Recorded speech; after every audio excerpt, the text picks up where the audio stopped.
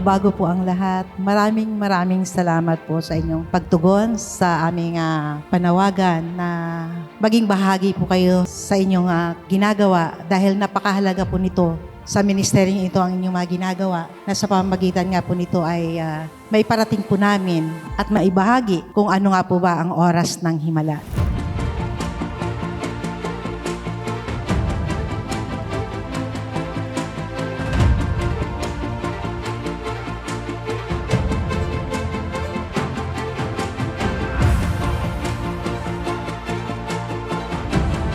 A blessed day, ladies and gentlemen, members of the media, distinguished guests, partners in the ministry, and friends. And on behalf of the whole ministry of Jesus is Our Shield Worldwide Ministries, we warmly welcome you to this special press conference for the 33rd anniversary of Oras ng Himala with its inspiring theme, Christ, Power in Action.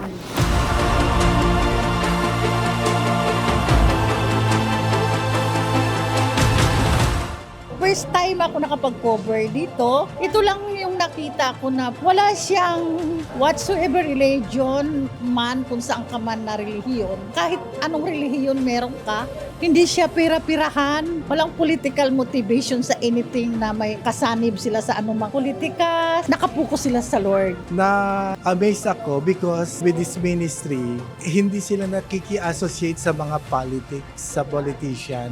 So doon ako bumili. Actually, hindi naman ako yung nagtatag ng Diyos. Nutusan niya lang ako, sumunod ako. At ang kadahilanan, kasi alam niya maraming problemang dadanasin ng Pilipinas, ang buong mundo. At hindi maiwasan na dumadating at ibang klaseng sakit at karamdaman sa mundo. Kagaya nga ng COVID yung nakalipas na mga panahon na walang nag-i-expect na magaganap yun, but it happened. And because of that, dahil sa pag-ibig ng Diyos sa panunsang ito, sa sangkatauhan, nilagay niya yung platform na ito to reach them. Sa mensahe ni Apostol Carillo, ramdam na ramdam ko yung kanyang sinseridad at pagmamahal. Yung bang kakaiba sa mensahe ng ibang mga religious leader na talagang makikita mo, mararamdaman mo yung kanyang panalangin bukal galing sa puso. Very empowering yung kanyang mga mensahe, particular na ang kinakailangan na maging marubdob, yung pagmamahala sa Panginoon, upang sa ganun ay mapanatili tayong may armas para harapin ang mga pagsubok. It's my first time to attend this event, Oras ng Himala. Personally, I was really blessed with all the messages. Maganda yung ginagawa nila. Sa iba pong press con, may maikli po yung mga sagot, pero kay Apostol Renato po, concise, tsaka talagang na-explain po niya na mabuti yung mga sagot po sa mga tanong po namin. Na-touch ako sa preaching ni Apostle, and then grateful ako dahil maraming natutulungan, hindi lang dun sa mga mahihirap, ganyan. Lahat pantay-pantay. Good thing is yung marami nakakilala kay God. Ang ganda lang din kasi ang dami ng mga testimony, yung mga miracles na ginagawa. Talagang gamit na gamit sila ni God. Kaya listen tayo dito sa Oras ng Himala ng preaching ni Apostles. Nakaka-excite na malaman yung ginagawa ng Lord doon sa Oras ng Himala na nagtagal ng 33 taon. Siyempre sabi nga ni Apostle kanina na nangyari lahat ng yun dahil sa grace at pagpapala ng Lord. Nakaka-overwhelm na marinig na kung gano'ng kakapangyarihan si Lord sa buhay ng bawat isa maging ng Oras ng Himala. Anumang bagay na itinayo ng Diyos, pinagawa ng Diyos ay sinasamahan niya. So palagi siyang nandiyan yan para gawin yung hanging siya lang ang makakagawa. At ang purpose talaga ng Diyos dito, isang-isa lang yung lumapit ang mga tao sa Kanya. Anumang araw, anumang oras, anuman ang kalagayan. Binigyan po tayo ng Diyos ng tungkulin sa pamamagitan po ng Mission of Love, Love in Action. Hindi lang po natin sinasabi itong Mission of Love, kundi ina-actionan po natin ito. Hanggat kaya po ng ministeryo ito, through Oras ng Himala, ay ginagawa po namin ang aming tungkulin, higit pa po sa pananalangin.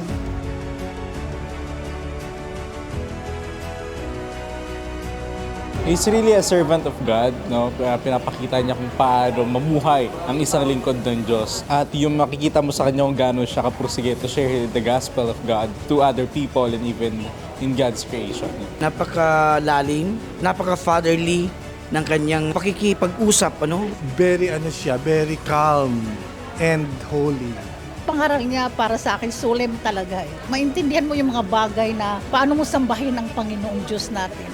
He wants to honor God, obedient siya. He is godly, faithful, at siya po ay talagang tunay na man of God. Maganda yung kanyang mensahe ni Prophetess Elena. Makikita mo yung kanyang sinseridad at yung para doon sa kapakanan, no? Hindi lamang pala sa spiritual, bagkos yung makikita yung pagtutulungan, yung binabanggit na kung anong ginawa mo sa iyong kapatid, para mo rin ginawa sa ating Panginoong Jesucristo. So yung pagbibigay niya ng tulong direkta sa pangangailangan ng ating mga kababayan ay malaking tulong.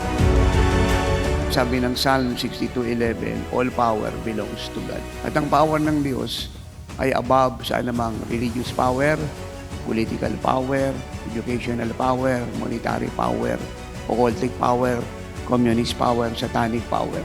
At kung bakit may miracle, isa lang ang sagot. It is God's word. Kaya lahat ng dadalo rito ay dapat nang mag-expect ng miracles pagpunta niya. Yun lang ang kailangan niyang gawin.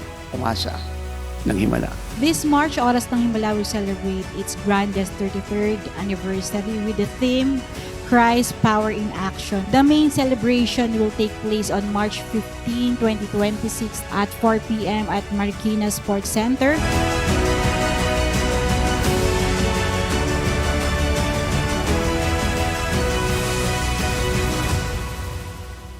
So,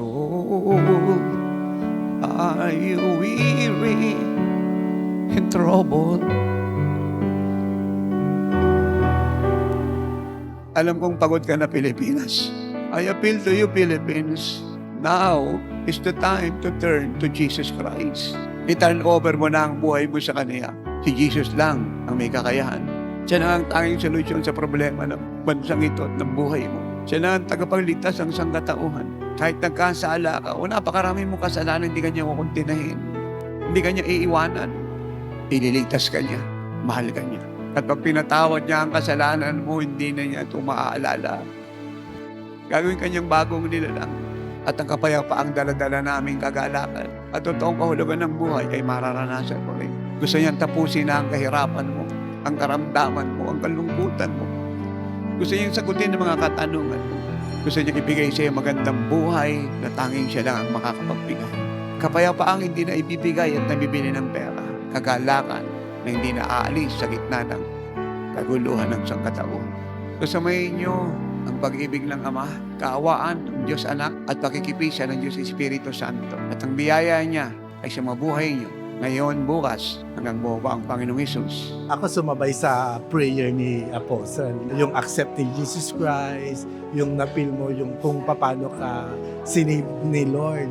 I feel so blessed. The Lord is with me during those moments na nagpe-pray si Apostle. Very powerful yung kanyang mga panalangin sa atin na talagang parang inihikayat niya ang bawat isa na lumakas, magkaroon ng katatagan sa pagsubok na naranasan natin sa ating bansa.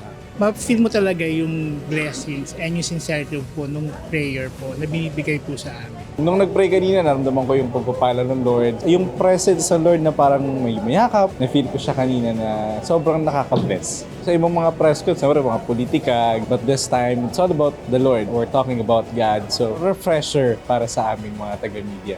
Nararamdaman ko mismo habang siya ay nananalangin yung lamig at init sa katawan na talagang makikita mo yung kumikilos ang banal na espiritu sa loob ng kwarto.